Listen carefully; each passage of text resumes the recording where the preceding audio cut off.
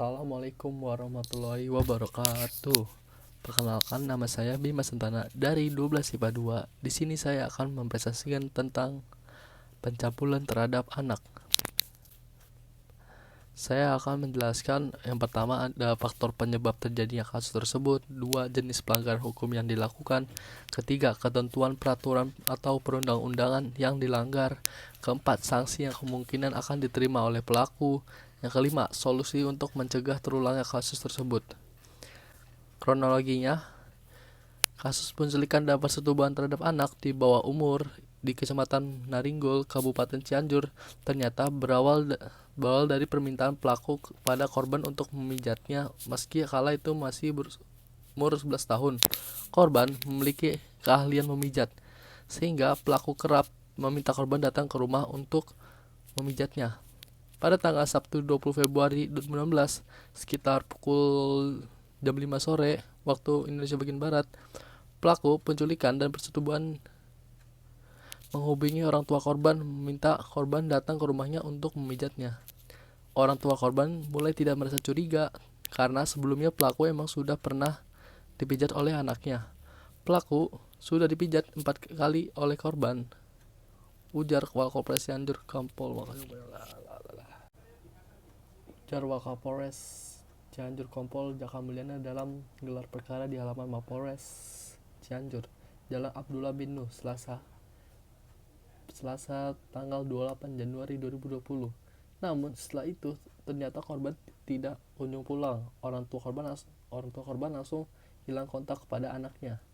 3 hari setelah kejadian terjadi pada tanggal 23 Februari 2016, orang tua korban membuat laporan bahwa anaknya dibawa kabur oleh pelaku yang merupakan tetangganya. Pelaku akhirnya bisa ditangkap di rumahnya di Desa Wangunjaya, Kecamatan Naringgol setelah 4 tahun dalam pelarian. Begitu mendapat informasi bahwa pelaku kembali ke rumahnya, petugas langsung cek lokasi dan mengamankan pelaku. Jaka mengaku pelaku kerap berpindah-pindah tempat selama 4 tahun itu. Hal itu membuat pihak kepolisian kesulitan mencari keberadaan pelaku, terlebih tidak ada komunikasi sama sekali antara korban dan orang tuanya, sehingga juga sulit dilacak.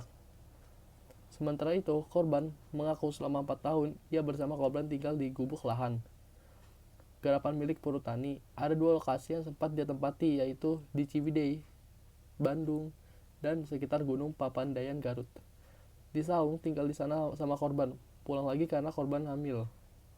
Sementara itu, Firdaus, orang tua korban, mengaku sudah berusaha keras mencari keberadaan anaknya, bahkan rumah warga dijual untuk ongkos mencari anaknya di Garut dan Ciwidey, Bandung. Dia juga mengaku pada awalnya anaknya di bawah pelaku dia masih bisa berkomunikasi, bahkan dia juga sempat meminta agar anaknya segera dipulangkan. Namun dia mengaku tidak berani memaksa langsung pelaku karena pelaku diketahui merupakan orang yang ditakuti oleh warga, apalagi pelaku juga sempat memiliki pistol.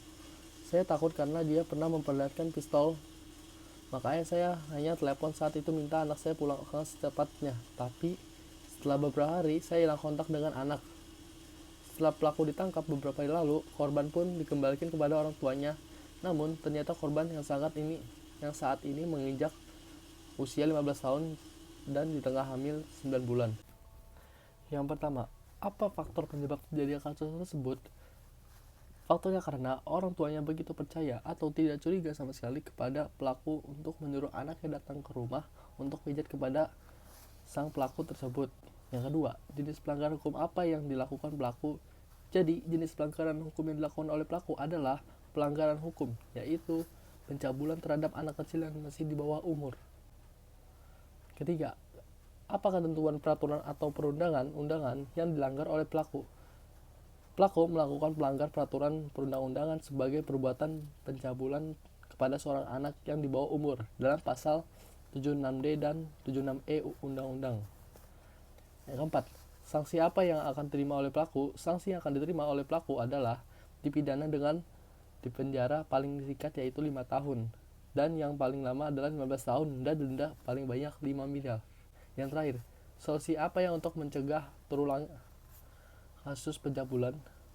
Solusi adalah sebaiknya orang tua jangan terlalu percaya kepada orang lain untuk disuruh datang ke rumah pelaku tersebut.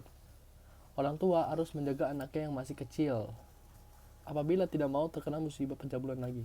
Sekian dari saya. Wassalamualaikum warahmatullahi wabarakatuh.